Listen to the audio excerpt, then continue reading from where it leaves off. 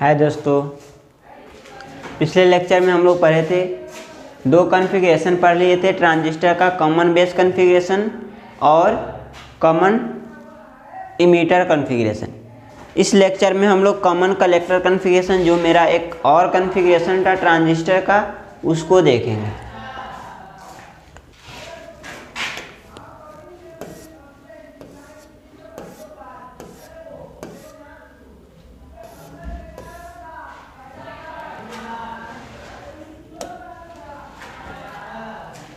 तो कॉन्फ़िगरेशन में हम क्या देखते थे कि हमको ट्रांजिस्टर को क्या करना है, कनेक्ट करना है। इनपुट साइड पे हमको सिग्नल अप्लाई करना है, आउटपुट साइड से हमको सिग्नल लेना है।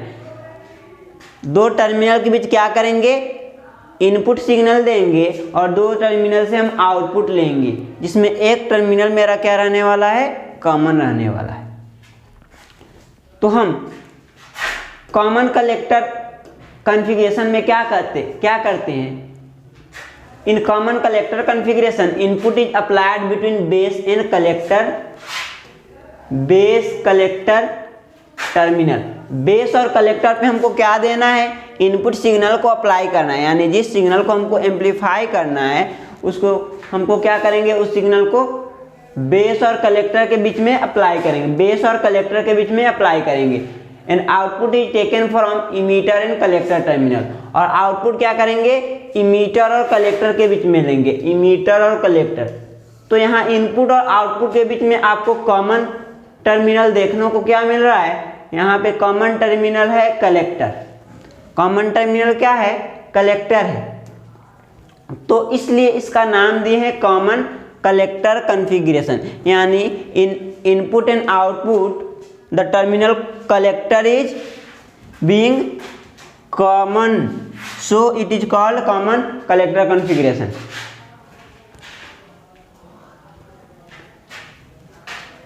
It is named as common collector configuration because in between input and output the terminal collector is common. तो देखिए इसको कनेक्ट कैसे करेंगे। ये मेरा ट्रांजिस्टर का हम पढ़, ये हो गया NPN ट्रांजिस्टर मान लिए, बीच वाला तो बेस रहेगा, ये बेस हो गया। एक कॉमन रहेगा, जो कॉमन रहने वाला क्या है, यहाँ नाम से ही पता चल रहा है कि कॉमन कलेक्टर। कलेक्टर टर्मिनल क्या है, इनपुट और आउटपुट के बीच में कॉमन है, तो कॉमन जिसको बनाना है उसको क्या रखेंगे, वो टर्मिनल मेरा क्या है, कलेक्टर। ये है बेस और ये जो बच गया ये क्या है, मेरा इमीटर। तो बेस और इमीटर के बीच में हम क्या दे रहे हैं, इनपुट सिग्नल दे रहे हैं। बेस और कलेक्टर के बीच में इनपुट सिग्नल दे रहे हैं, और यहाँ पे कलेक्टर को ग्राउंड किए हैं, इसलिए इसका नाम हम ग्राउंडेड कलेक्टर कॉन्फ़िगरेशन भी बोल सकते हैं।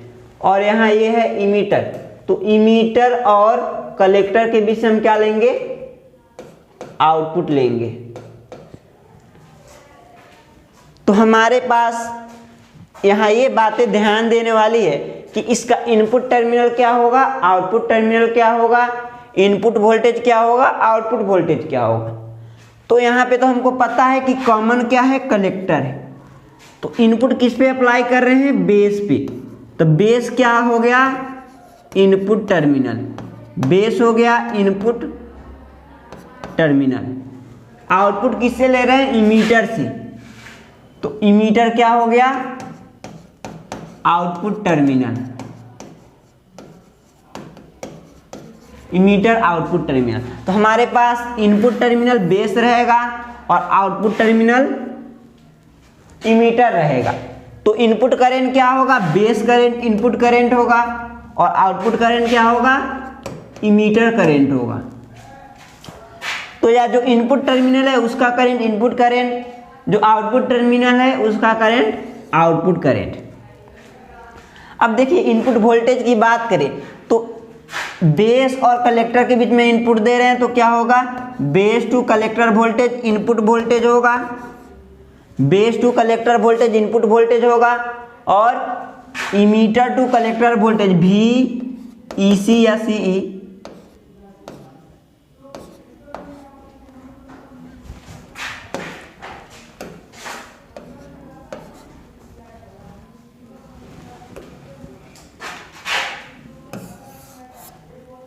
तो यहाँ पे VEC emitter to collector voltage क्या होगा, आउटपुट वोल्टेज होगा। तो हमारे पास यही बात याद रखना है कि टर्मिनल, इनपुट टर्मिनल क्या है, आउटपुट टर्मिनल क्या है। तीनों कॉन्फ़िगरेशन में एक बात याद रखेंगे, इनपुट टर्मिनल क्या है, आउटपुट टर्मिनल क्या है। तो इसके बारे में आप सारी चीज़ें बता सकते हैं, इसके बारे में सारी चीज़ें आसानी से बता सकते हैं। तो यहाँ पे इनपुट टर्मिनल बेस है, तो इसलिए क्या होगा, input current base current. Input voltage क्या होगा, बेस है तो कॉमन क्या है, कलेक्टर है, तो कलेक्टर टू बेस वोल्टेज या बेस टू कलेक्टर वोल्टेज।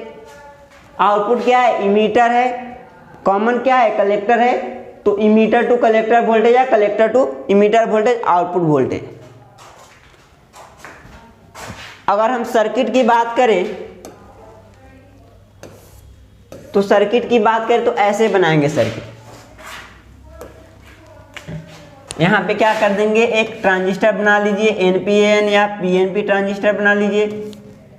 ये मेरा बेस टर्मिनल है, इसको अगर कॉमन बना रहे हैं तो इसको मान लीजिए कलेक्टर, क्योंकि हमको कलेक्टर को कॉमन रखना है। तो ये वाला है कलेक्टर, ये है कलेक्टर टर्मिनल। तो ये क्या होगा, इमीटर, तो इस पे करंट का डायरेक्शन दिया होगा, ऐसे दिया है तो मतलब NPN ट्रांजिस्टर है, और इनवर्ट दिया है मतलब PNP ट्रांजिस्टर है। तो ये मेरा इमीटर टर्मिनल। तो इसके बीच आपको क्या करना है, इनपुट अप्लाई करना है इमीटर और बेस और कलेक्टर के बीच, और इमीटर और कलेक्टर के बीच आपको क्या करना है, आउटपुट को लेना है। यहाँ पे एम्पलीफायर्ड आउटपुट आपको मिलेंगे। तो वही सर्किट यहाँ पे दिखाया गया है। इसको ग्राउंडेड कलेक्टर कॉन्फ़िगरेशन भी बोलते हैं, क्योंकि यहाँ पे कलेक्टर टर्मिनल को क्या किए हैं, ग्राउंड किए हैं। कलेक्टर टर्मिनल को क्या किए हैं, ग्राउंड किए हैं। अब देखिए इसमें करेंट गेन की बात करते हैं। इसका करेंट गेन क्या है, तो आउटपुट टर्मिनल क्या है, इमीटर, तो करेंट क्या होगा, इमीटर करेंट। इनपुट टर्मिनल क्या है, बेस, तो करेंट क्या होगा, इनपुट करेंट बेस करेंट। और गेन क्या होता है, किसी भी क्वांटिटी का आउटपुट और इनपुट का रेशियो होता है। तो करेंट गेन निकाले तो gain of current, output current क्या है, इमीटर करेंट, और इनपुट करेंट क्या है, बेस करेंट। अब आपको पता करना है कि इसका रेशियो, यानी यहाँ इनपुट पे जो करेंट है, आउटपुट पे करेंट जो है इससे ज़्यादा है या कम, इससे स्मॉलर है या ग्रेटर। अगर ग्रेटर होगा तो मतलब क्या, यहाँ से जो करेंट फ्लो कर रहा था वो एम्पलीफाई होके इमीटर पे जा रहा है, आउटपुट पे जा रहा है। तो यानी इसका रेशियो अगर ग्रेटर देन 1 होगा तो यानी करेंट का एम्पलीफिकेशन हो रहा होगा।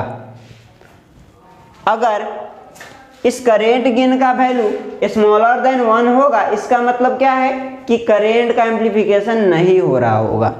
तो आपको पता है कि सबसे बड़ा करंट क्या होता है, ट्रांजिस्टर में इमीटर करंट होता है, और सबसे छोटा करंट बेस करंट होता है। तो इसका वैल्यू ग्रेटर देन 1 आएगा, इसका वैल्यू ग्रेटर देन 1 आएगा। यानी कह सकते हैं कि ये जो कॉमन कलेक्टर कॉन्फ़िगरेशन है ये करेंट एम्पलीफिकेशन के लिए यूज हो सकता है, करेंट एम्पलीफिकेशन के लिए यूज हो सकता है, यानी करेंट एम्पलीफायर की तरह इसको यूज कर सकते हैं।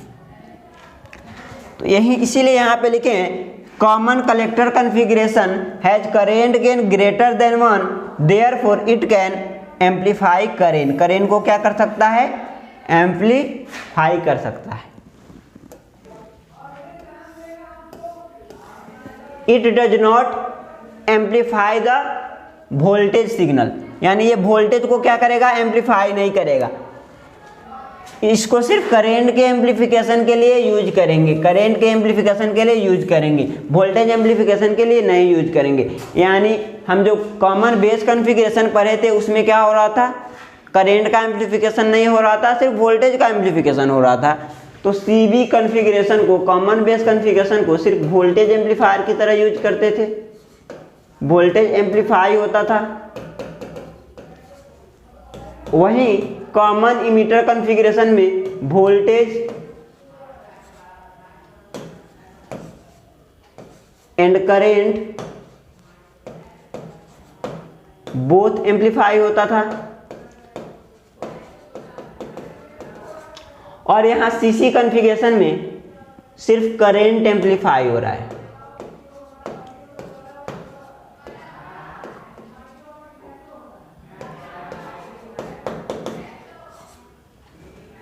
तो हम यहाँ से तीनों को अगर कंक्लूजन करके देखें तो कॉमन बेस कॉन्फ़िगरेशन था, जो कनेक्शन था ट्रांजिस्टर का, उसको सिर्फ वोल्टेज के एम्पलीफाई के लिए यूज कर सकते हैं, करंट के एम्पलीफाई के लिए नहीं यूज कर सकते हैं। और वही जो मेरा कॉमन इमीटर कॉन्फ़िगरेशन था, इसको क्या कर सकते हैं, वोल्टेज और करंट दोनों के एम्पलीफिकेशन के लिए यूज कर सकते हैं। तो यहाँ पे वोल्टेज और करंट एम्पलीफाई होगा तो पावर भी क्या होगा, एम्पलीफाई होगा, क्योंकि पावर क्या होता है, वोल्टेज और करंट का क्या होता है, प्रोडक्ट होता है। तो ये सबसे ज़्यादा यूज होने वाला कॉन्फ़िगरेशन है, कॉमन इमीटर कॉन्फ़िगरेशन सबसे ज़्यादा यूज होने वाला कॉन्फ़िगरेशन है। और वहीं कॉमन कलेक्टर कॉन्फ़िगरेशन सिर्फ करंट को एम्पलीफाई करता है, वोल्टेज को एम्पलीफाई नहीं करता है, इसलिए इसको सिर्फ करंट एम्पलीफायर की तरह यूज कर सकते हैं, वोल्टेज एम्पलीफायर की तरह नहीं यूज कर सकते।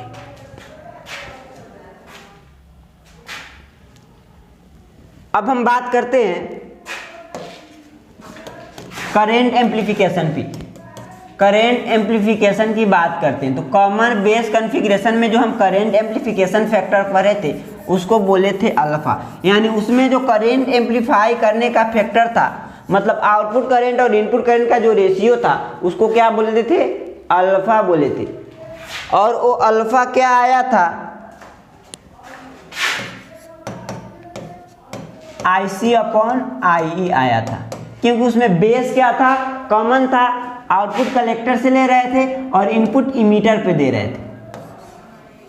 और वहीं आ जाइए क्या, CB कॉन्फ़िगरेशन में, ये कॉमन इमीटर कॉन्फ़िगरेशन में क्या, इसमें इमीटर कॉमन था, तो बेस पे क्या दे रहे थे, इनपुट दे रहे थे और आउटपुट कलेक्टर से ले रहे थे, ये क्या था, बीटा था।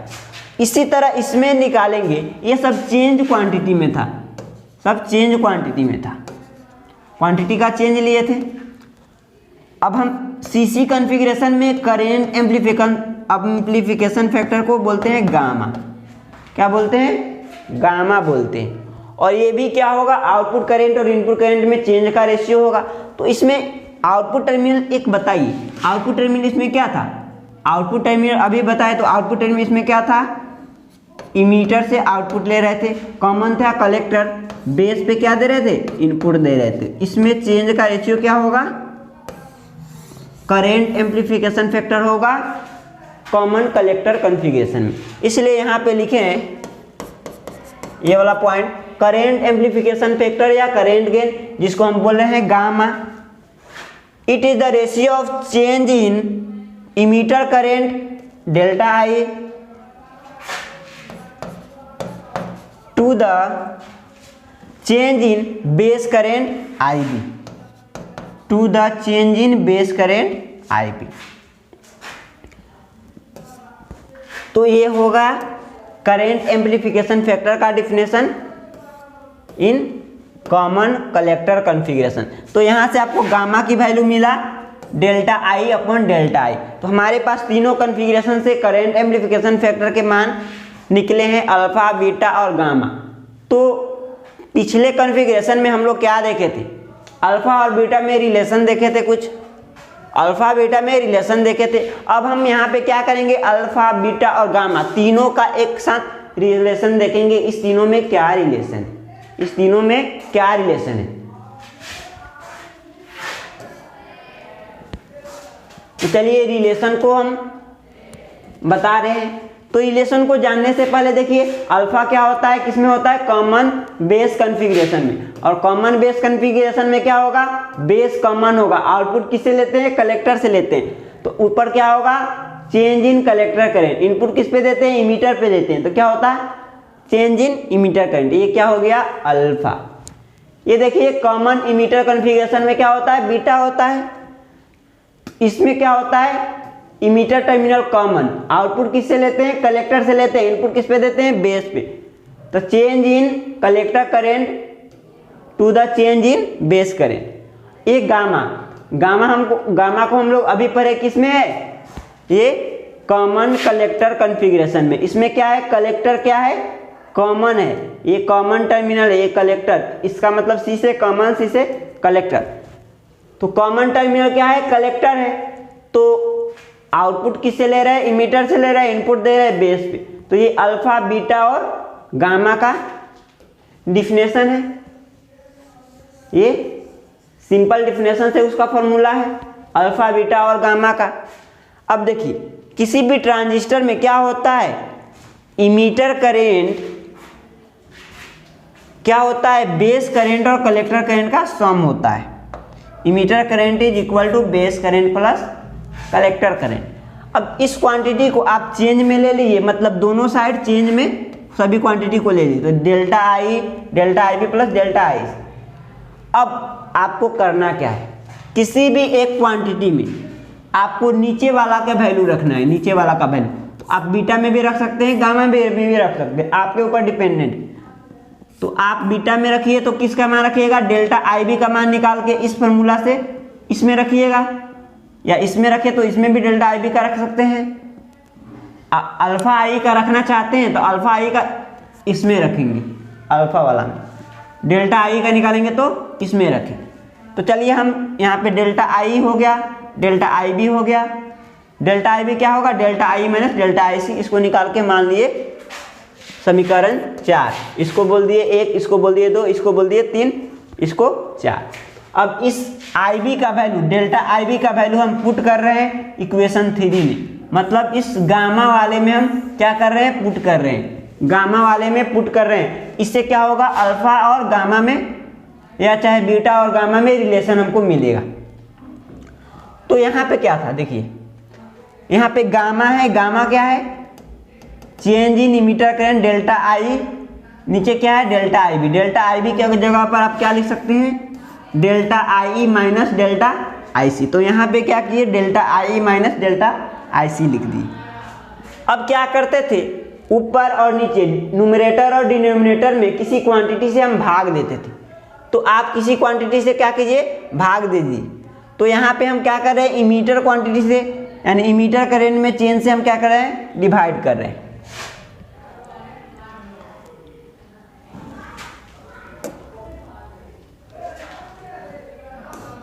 तो यहां तक आप लोग नोट कीजिएगा।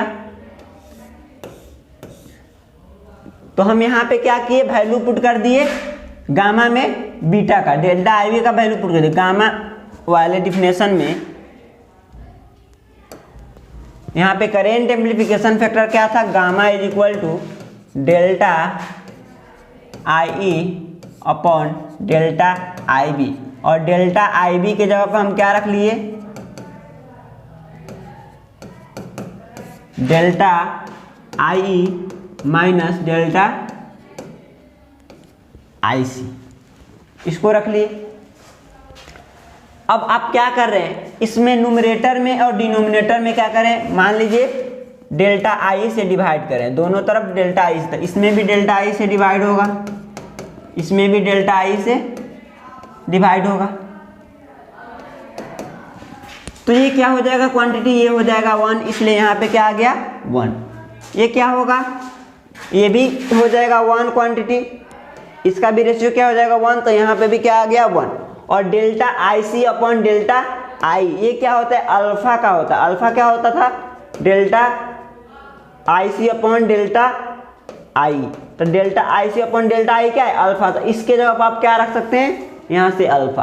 तो यहाँ पे आपको गामा और अल्फा में रिलेशन देखने को मिल रहा है कि gamma is equal to 1/1 minus alpha, gamma is equal to 1/1 minus alpha. तो इस रिलेशन को कैसे लाना है आपको ये याद रहना चाहिए, और इस रिलेशन का फॉर्मूला भी, डायरेक्ट रिजल्ट भी आपको याद रखना है। तो ये हुआ 2 क्वांटिटी में रिजल्ट कि अल्फा और गामा में रिजल्ट। हम चाहते हैं तीनों में रिजल्ट देखने की, तीनों में क्या होगा। तो यहाँ पे देखिए,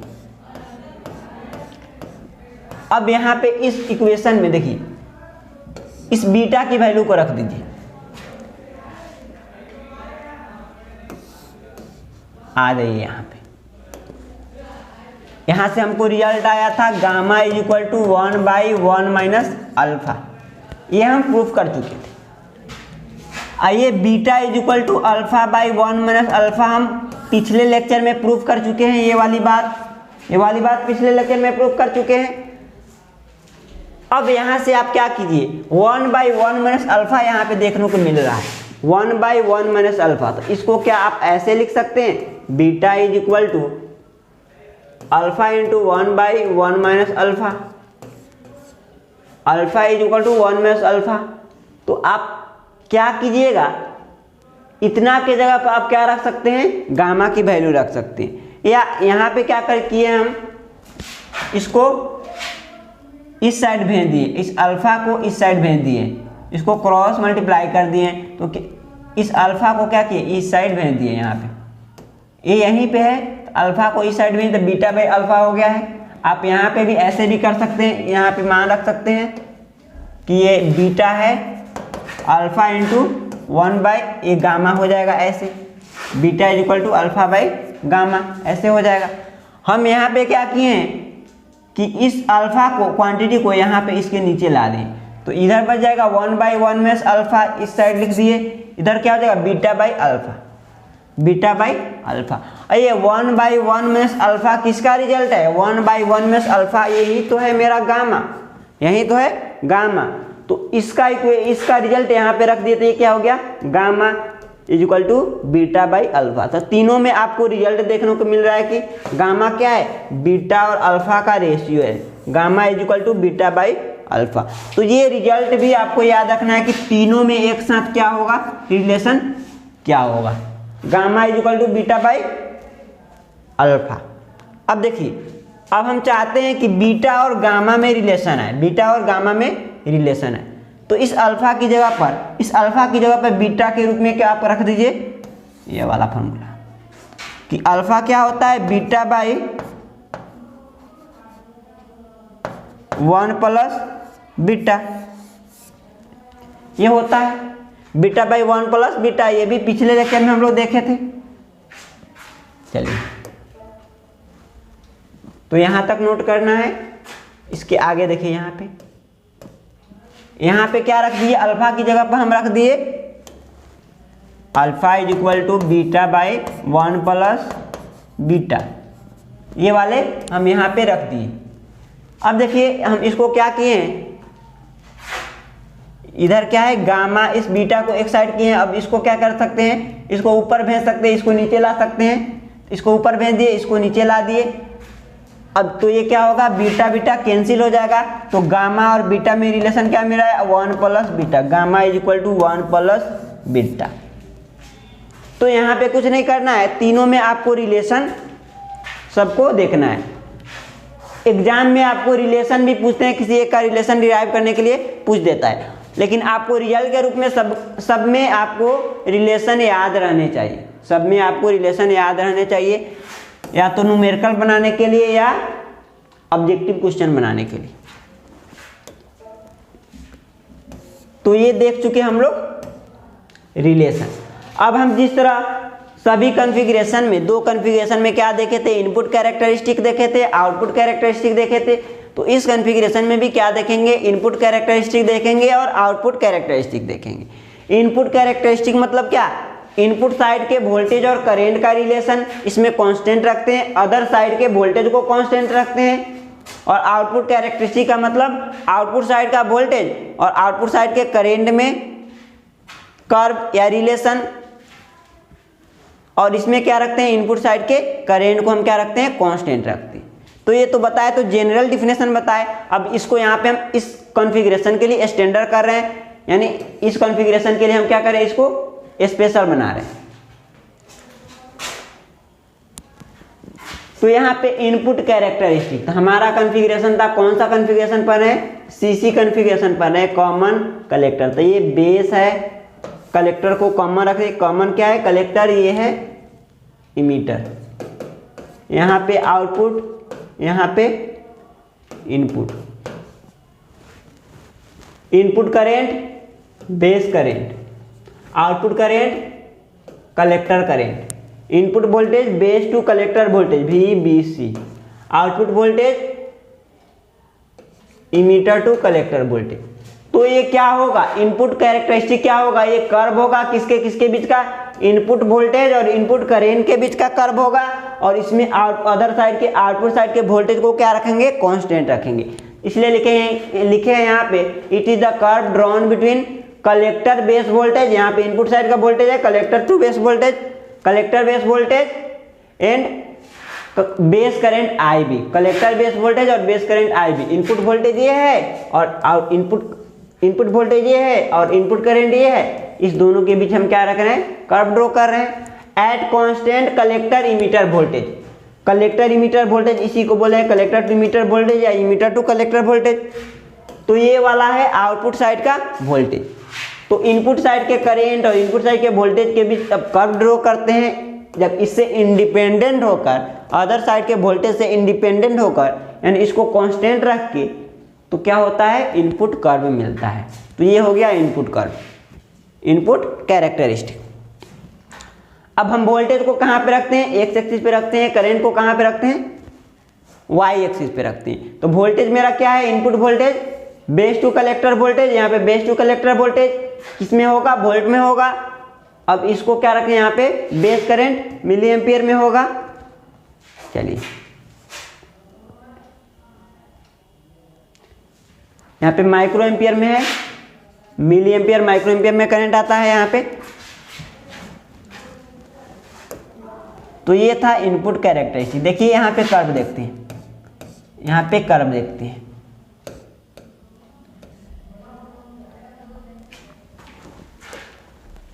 देखिए first point, base current I B increases rapidly as the collector to base voltage increases beyond 1.5 volt. यहाँ पे क्या होता है, जो बेस करंट होता है, बेस करंट यहाँ पे क्या है, कलेक्टर टू बेस वोल्टेज। तो base current collector to base voltage के साथ कैसे इंक्रीज कर रहा है, इस कर्व में तो यही बताया जा रहा है इस कैरेक्टरिस्टिक में कि जो बेस करंट है ये कलेक्टर करंट के साथ कैसे इंक्रीज कर रहा है। तो यहाँ पे जब तक आपका वोल्टेज 1.5 वोल्ट होता है, इससे कम वोल्ट होता है, तो बेस करंट इस वोल्टेज के साथ जैसे जैसे वोल्टेज बढ़ेगा बहुत कम इंक्रीज करता है, बहुत कम बढ़ता है। लेकिन जैसे ही ये वोल्टेज 1.5 वोल्ट से ज़्यादा होता है, ये रैपिडली बहुत तेज़ी से करंट, बेस करंट इंक्रीज करने लगता है, बहुत तेज़ी से इंक्रीज करने लगता है। तो यहाँ पे 1.5 वोल्ट तक तो कम इंक्रीज करेगा वोल्टेज, यहाँ धीरे धीरे करंट इंक्रीज करेगा। लेकिन जैसे ही यह वोल्टेज, यहाँ पे जो इनपुट साइड का वोल्टेज है कलेक्टर टू बेस वोल्टेज, ये 1.5 वोल्ट से ज़्यादा इंक्रीज होगा, बढ़ेगा, तो ये रैपिडली ज़्यादा इंक्रीज करने लगेगा बेस करंट। अब देखिए इनपुट रेजिस्टेंस निकालना है हमको। तो इनपुट रेजिस्टेंस निकालने के लिए क्या होगा, इनपुट साइड का वोल्टेज और इनपुट साइड के करंट को निकालने होंगे। तो यहाँ पे कॉन्फ़िगरेशन मेरा क्या है, ऐसा कुछ कॉन्फ़िगरेशन है। ये है बेस, यहाँ पे कलेक्टर टर्मिनल को हम क्या रख रहे हैं, कॉमन रख रहे हैं। तो ये है कलेक्टर, यहाँ पे है ये इमीटर टर्मिनल। तो यहाँ पे वोल्टेज, इनपुट साइड का वोल्टेज क्या है, base to collector voltage. Input current क्या है, बेस करंट होगा। आउटपुट वोल्टेज क्या होगा, इमीटर टू कलेक्टर वोल्टेज, और करंट क्या होगा, कलेक्टर करंट। तो हमको इनपुट साइड का रेजिस्टेंस निकालना है, तो क्या करेंगे, इनपुट साइड का वोल्टेज और इनपुट साइड के करंट में हम क्या रखेंगे, रेशियो निकालेंगे। तो यहाँ पे इनपुट साइड का वोल्टेज क्या है, base to collector voltage, output, और यहाँ पे इनपुट साइड का करंट क्या है, बेस करंट। ये हो जाएगा आपका इनपुट रेजिस्टेंस। तो इसलिए यहाँ पे इनपुट रेजिस्टेंस को डिफाइन किए हैं, it is the ratio of change in collector to base voltage, यानी इनपुट साइड का वोल्टेज और इनपुट साइड का current, to the change in base current I B.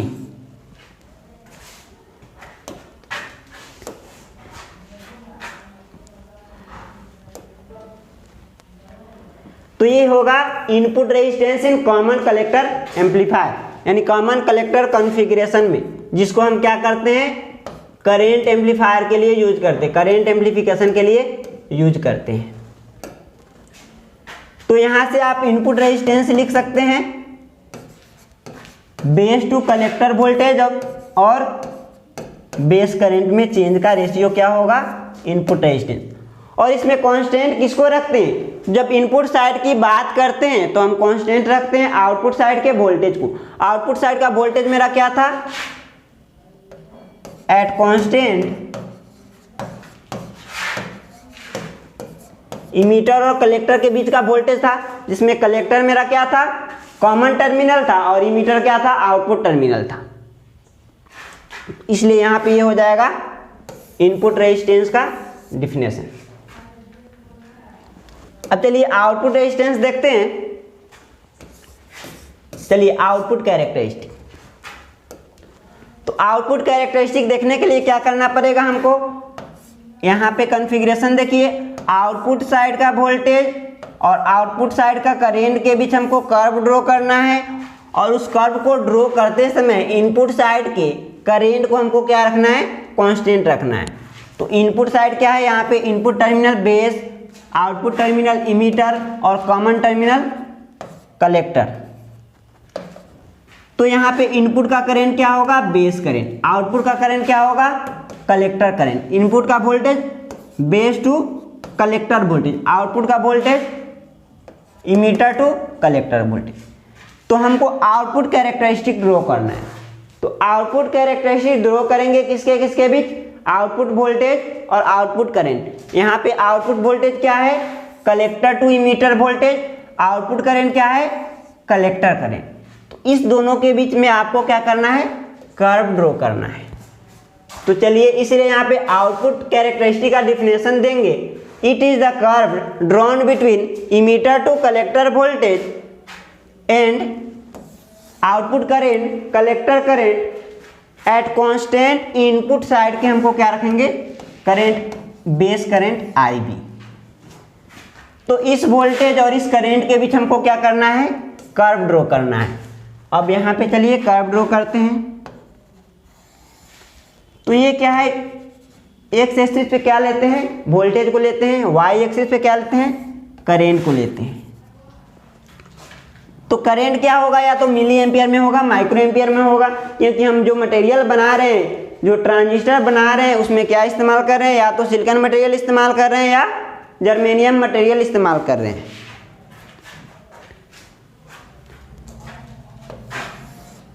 तो यहां तक नोट कीजिएगा आउटपुट कैरेक्टरिस्टिक का डिफिनेशन, कैरेक्टरिस्टिक बनाइएगा। और ये कैसे चेंज हो रहा है इसको देखते हैं कि ये जो इमीटर करंट है इस वोल्टेज के साथ कैसे चेंज हो रहा है। तो आपको एक रिलेशन पता है कि ये जो होता है, emitter current is equal to base current plus collector current, और ये जो बेस करंट होता है इमीटर करंट का 5% से भी कम होता है, यानी अप्रॉक्सीमेटली हम क्या बोल सकते हैं, ये जो इमीटर करंट है कलेक्टर करंट के इक्वल है। इमीटर करंट क्या है, कलेक्टर करंट के इक्वल है। तो जो हम कॉमन बेस कॉन्फ़िगरेशन पढ़े थे उसमें जो आउटपुट कैरेक्टरिस्टिक जो ड्रॉ कर रहे थे उसमें आउटपुट क्या था, कलेक्टर था। तो इसलिए जो इस कॉन्फ़िगरेशन का जो आउटपुट कैरेक्टरिस्टिक आएगा बेस, कॉमन बेस कॉन्फ़िगरेशन से CB कॉन्फ़िगरेशन के सिमिलर आएगा। सिमिलर क्यों आएगा, क्योंकि कलेक्टर करंट और इमीटर करंट लगभग सिमिलर होते हैं, लगभग इक्वल होते हैं, क्योंकि बेस करंट क्या है, यहाँ पे इमीटर करंट का 5% से भी कम होता है, इसलिए ये अप्रॉक्सीमेटली क्या है, इक्वल है। तो इसलिए क्या होगा, उसके जैसा कॉमन बेस कॉन्फ़िगरेशन के जैसा इसका कैरेक्टरिस्टिक आएगा।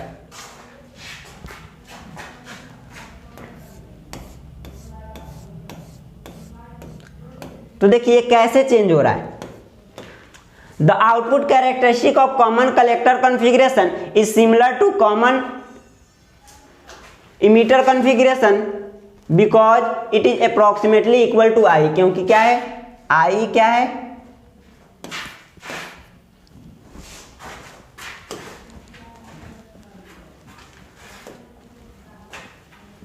यहां पे I अप्रॉक्सीमेटली इक्वल टू है क्या, IC है, इसलिए उसके जैसा सिमिलर इसका कैरेक्टरिस्टिक आएगा।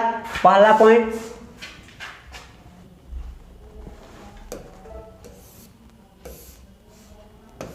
चलिए अब आउटपुट रेजिस्टेंस देखते हैं।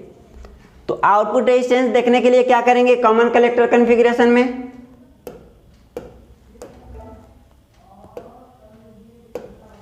आउटपुट साइड का वोल्टेज और आउटपुट साइड के करंट के बीच का रेशियो देखना है हमको।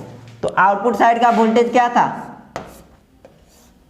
ये था इमीटर, ये था कॉमन टर्मिनल कलेक्टर, इसके बीच का voltage emitter to collector voltage, इसमें कांस्टेंट रखना है इनपुट साइड के वोल्टेज को, ये करंट ये वाला। तो आउटपुट रेजिस्टेंस क्या होगा, आउटपुट साइड का वोल्टेज में change in collector to emitter voltage या emitter to collector voltage to the resulting change in, यानी इतना चेंज कर रहे हैं वोल्टेज में, उसके कारण करंट में कितना चेंज आ रहा है, to the resulting change in, sorry यहाँ पे इमीटर करंट होगा IE। तो ये होगा आउटपुट रेजिस्टेंस। और इसको फाइंड आउट करते समय क्या करेंगे, इनपुट साइड के हमको करंट को क्या करना पड़ता है, कांस्टेंट रखना पड़ता है। तो यहाँ पे इनपुट साइड का करंट क्या है, IB, तो एट कांस्टेंट बेस करंट। तो इसलिए इसको डिफाइन कैसे करेंगे, it is the ratio of change in emitter to collector voltage to the resulting change in emitter current at constant base current. तो ऐसे डिफाइन कर सकते हैं आउटपुट रेजिस्टेंस को एट कांस्टेंट बेस करंट। तो यहां तक आपका बीजेटी ट्रांजिस्टर लगभग समाप्त हो चुका है। यहाँ पे हम जो तीनों कॉन्फ़िगरेशन पर है उसमें कुछ कंपैरिजन को देखेंगे, और ये comparison examination point of view से क्या होते हैं, बहुत इंपॉर्टेंट होते हैं कि इस कंपैरिजन को कैसे करेंगे।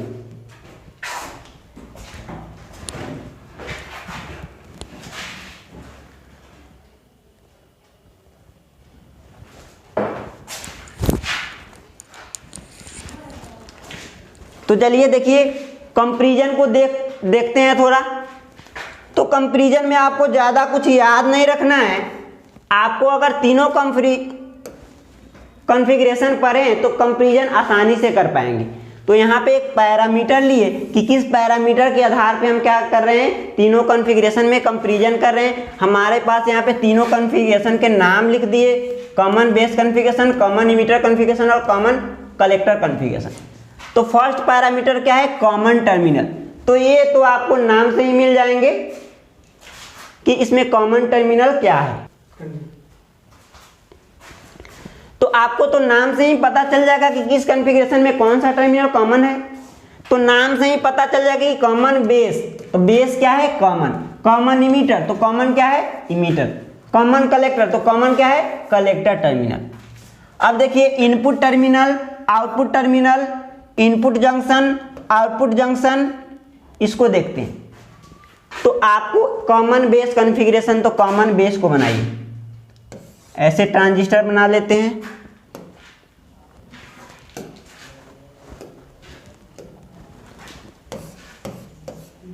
ये है बेस टर्मिनल, ये है इमीटर टर्मिनल और ये है कलेक्टर टर्मिनल।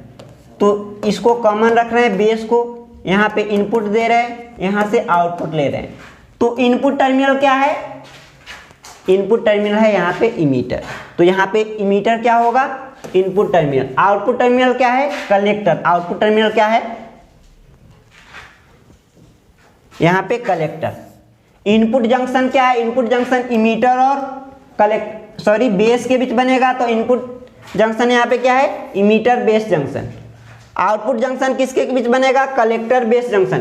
कलेक्टर और बेस के बीच में यहाँ पे आउटपुट बन रहा है, आउटपुट जंक्शन। इसी तरह इनपुट वोल्टेज भी लिख सकते हैं। तो इनपुट वोल्टेज क्या होगा,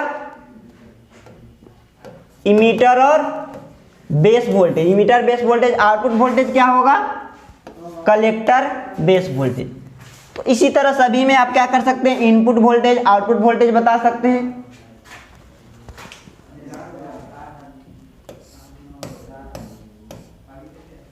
इनपुट करंट आउटपुट करंट बता सकते हैं, इनपुट वोल्टेज आउटपुट वोल्टेज बता सकते हैं सभी कॉन्फ़िगरेशन में। यहाँ पे आपको ध्यान देने वाली बात यहाँ पे, यहाँ पे ध्यान देने वाली बात है। ये तो आप कॉन्फ़िगरेशन से किसका वोल्टेज, इनपुट वोल्टेज क्या है, आउटपुट वोल्टेज क्या है, इनपुट करंट क्या है, आउटपुट करंट क्या है, इनपुट जंक्शन क्या है, आउटपुट जंक्शन क्या है। जो बातें यहाँ से ये थोड़ा ज़्यादा इंपॉर्टेंट हो जाती है, क्योंकि ये कॉन्फ़िगरेशन से ज़्यादा क्लियर नहीं हो पाता है। इसमें ये तो क्लियर हो जाता है, input resistance output resistance clear हो जाता है, करेंट गेन और वोल्टेज गेन भी क्लियर हो जाता है, लेकिन पावर गेन भी क्लियर हो जाता है, लेकिन ये वाला क्लियर नहीं हो पाता है। इसलिए आपको थोड़ा इसको ध्यान में रखना पड़ता है। तो चलिए इनपुट रेजिस्टेंस क्या होता है, कॉमन बेस कॉन्फ़िगरेशन में इनपुट रेजिस्टेंस आपको डिराइव बताए भी थे लॉजिकली कि लो होता है, ये लो होता है।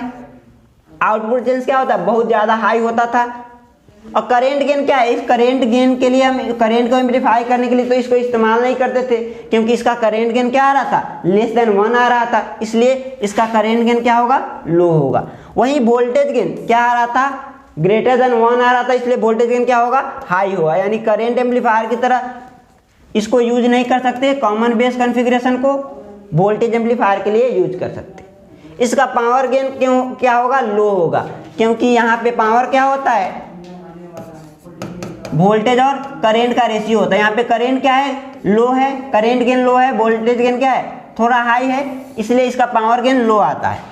अब चलिए कॉमन इमीटर कॉन्फ़िगरेशन में, तो इसका इनपुट रेजिस्टेंस क्या होता है, मीडियम होता है, आउटपुट रेजिस्टेंस क्या होता है, हाई होता है, और करंट गेन इसका दोनों में क्या होता है, मीडियम होता है। करंट गेन और वोल्टेज गेन मीडियम होता है, इसलिए तो इसको सबसे बेस्ट प्रीफर किए थे हम लोग कॉमन इमीटर कॉन्फ़िगरेशन को, क्योंकि इससे हम वोल्टेज को भी एम्पलीफाई कर सकते हैं और करंट को भी एम्पलीफाई कर सकते हैं। और जब वोल्टेज और करंट एम्पलीफाई हो सकता है तो पावर भी मेरा एम्पलीफाई हो सकता है। तो इसका वोल्टेज गेन और करंट गेन दोनों मीडियम होता है और पावर गेन दोनों हाई होता है, क्योंकि इस दोनों को इंक्रीज कर, इसका दोनों क्या है, वोल्टेज को भी इंक्रीज कर सकता है, वोल्टेज गेन भी हाई है, पावर गेन भी क्या है, हाई, यानी मतलब मीडियम है, इसलिए इसका पावर गेन क्या हो जाएगा, हाई हो जाएगा। अब चलिए कॉमन कलेक्टर कॉन्फ़िगरेशन में, तो इसका इनपुट रेजिस्टेंस क्या होता है, हाई होता है, क्योंकि हमको इस पे आउटपुट किससे मिल रहा है, इमीटर से मिल रहा है। इनपुट रेजिस्टेंस क्या है, हाई है, आउटपुट रेजिस्टेंस क्या है, लो है। और यहाँ पे करेंट गेन इसका हाई होता है, क्योंकि इससे अब हम लोग देखे थे करेंट गेन निकाले थे, जो गामा का वैल्यू ग्रेटर देन 1 आ रहा था, गामा का वैल्यू ग्रेटर देन 1 आ रहा था, इसलिए क्या होगा, इसका करंट गेन हाई होगा, इसलिए इसको करंट एम्पलीफायर की तरह यूज कर सकते हैं। इसको वोल्टेज एम्पलीफायर की तरह नहीं यूज कर सकते हैं, क्योंकि इसका वोल्टेज गेन लेस देन 1 आता है। तो कोई भी एम्पलीफायर किसी भी क्वांटिटी को एम्पलीफाई कब करता है, जब आउटपुट पे कुछ इनपुट पे जो अप्लाई कर रहे हैं उससे आउटपुट पे ज़्यादा प्रेजेंट हो, तभी वो सिग्नल क्या होगी, एम्पलीफाइड प्रेजेंट होगी। और इसका पावर गेन मीडियम होता है। अब यहाँ पे आपको ये ध्यान देना है, फेज एंगल, कि इनपुट सिग्नल यानी इनपुट पे जो सिग्नल अप्लाई कर रहे हैं वो, और आउटपुट पे जो सिग्नल प्रेजेंट हो रहा है वो, उसमें फेज डिस्प्लेसमेंट कितना का है, उसका फेज एंगल क्या है। तो फेज एंगल सिर्फ आपको कॉमन इमीटर एम्पलीफायर में ही देखने को मिलेगा, वो भी फेज एंगल 180 डिग्री दिखाई देगा। मतलब आप इनपुट पे ऐसा सिग्नल अप्लाई कर रहे हैं, कॉमन इमीटर एम्पलीफायर में ऐसा सिग्नल अप्लाई कर रहे हैं, तो आउटपुट में इसका क्या होगा, 180 डिग्री डिस्प्लेसमेंट मिलेगा। मतलब ये क्या होगा, ऐसा सिग्नल हमको प्रेजेंट होगा आउटपुट पे। और बाकी इस दोनों में फेज डिस्प्लेसमेंट नहीं होता है, 0 डिग्री होता है। जैसा सिग्नल आप अप्लाई करेंगे इनपुट पे वैसा ही आउटपुट पे देगा, लेकिन एम्पलीफाइड देगा, ये भी एम्पलीफाइड होगा। तो आपको ये वाला याद रखना है कि डिस्प्लेसमेंट किस में होता है, फेज एंगल किस में होता है, 180 डिग्री का होता है कॉमन इमीटर कॉन्फ़िगरेशन में। तो यहाँ तक आपका बीजेटी ट्रांजिस्टर कंप्लीट हो चुका है। इसके आगे हम लोग इस चैप्टर में कुछ और ट्रांजिस्टर बचा हुआ है, यूजेटी और एफईटी, उसको देखेंगे। ठीक है, मिलते हैं नेक्स्ट लेक्चर में। Thank you.